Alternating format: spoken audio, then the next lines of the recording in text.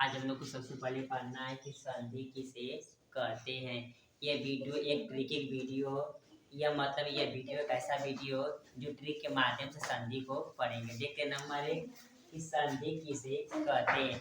देखो, संधि का अर्थ होता है मेल या जोड़। संधि का अर्थ होता है मेल या जोड़, अर्थात जब दो शब्दों के या दो निकटवर्ती शब्दों को मेल को हम लोग क्या कहते हैं, संधि। अर्थात दो निकटवर्ती शब्दों के मेल को हम लोग क्या कहते हैं, संधि।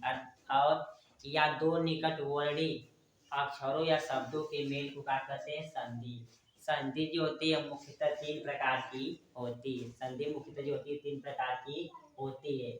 नंबर एक, स्वर संधि, व्यंजन संधि और विसर्ग संधि। स्वर संधि, व्यंजन संधि और विसर्ग संधि। देखिए नंबर एक, स्वर संधि किसे कहते हैं।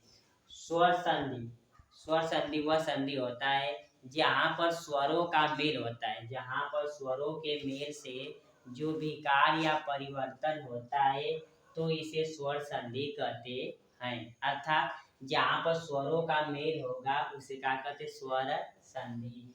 अब जो स्वर संधि होते हैं मुख्यतः 5 प्रकार के होते हैं। नंबर एक, दीर्घ स्वर संधि, दूसरा गूढ़ स्वर संधि, तीसरा वृद्धि स्वर संधि, तीसरा चौथा ईयर और पांचवा आयादी स्वर संधि। अब इन वीडियो को ट्रिक के माध्यम से देखते हैं कि कैसे पेपर में पहचानेंगे कि कैसे मतलब कौन सी संधि है। सबसे आसान तरीका देखते हैं। नंबर एक, दीर्घ स्वर संधि। तो मतलब जिन स्वरों में दीर्घ स्वर संधि वह संधि होती है जिन संधि में बड़ी मात्रा पाई जाए। जैसे छोटी अ के बाद बड़ा आ आए तो दोनों बड़ा आ हो जाता है। अर्थात जिस संधि में बड़ी की मात्रा दिखाई दे, जिस संधि में बड़ी की मात्रा दिखाई दे तो उस संधि को दीर्घ स्वर संधि कहते हैं। जैसे देखते हैं विद्यालय, यहाँ पर विद्या धन आलय। विग्रह करने पे विद्या बड़ी मात्रा आ रही है, धन आलय यहाँ बड़ी मात्रा आ रही है। आ प्लस आ मिलके बड़ा आ हो जाता है। इसी प्रकार से वृद्धि स्वर संधि कहते हैं। अगला देखते हैं, जैसे विद्यालय हो गया, विद्यासागर, ये सभी दीर्घ स्वर संधि कहलाते हैं। अगला देखते हैं गूढ़ स्वर संधि। तो जिन स्वर संधि में या जिन संधि में केवल एक मात्रा हो तो उसको पहचानेंगे कि गूढ़ स्वर संधि है। जैसे देखते हैं रमेश, गणेश, महेश। अर्थात जिन स्वर संधि में केवल एक पाई या एक मात्रा हो तो उसको गूढ़ स्वर संधि पहचानेंगे। अब देखते हैं वृद्धि स्वर संधि। तो जिन स्वर संधि में या जिन स्वरों में डबल मात्रा हो तो उस संधि को वृद्धि स्वर संधि कहते हैं। जैसे तत्, सदैव, तथैव। यहाँ पर सदैव पर डबल मात्रा इसलिए यहाँ पर वृद्धि स्वर संधि पहचानेंगे। अगला है तथैव में डबल मात्रा इसलिए यहाँ पर इसे वृद्धि स्वर संधि पहचानेंगे। अगला देखते हैं चौथा, ईयर स्वर संधि।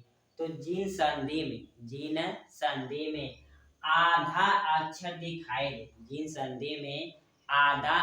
दिखाई दे तो वह सभी संधि ईयर पहचाने जाएंगे। अर्थात जिन संधि में य व र ल के पहले आधा अक्षर आए तो वह सभी संधि दीर्घ ईयर स्वर संधि कहलाती है।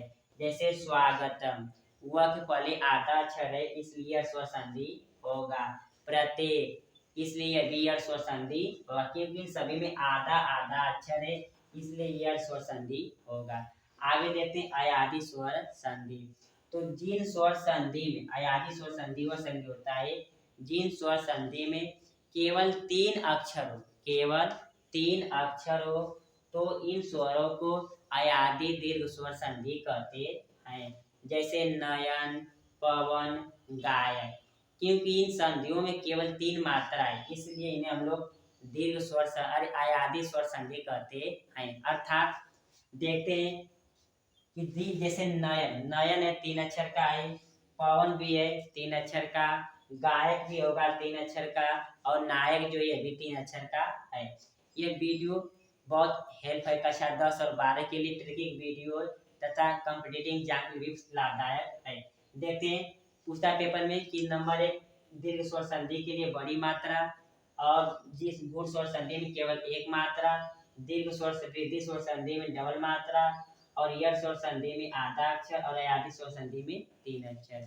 यह वीडियो लाइक सब्सक्राइब और शेयर जरूर करें। धन्यवाद।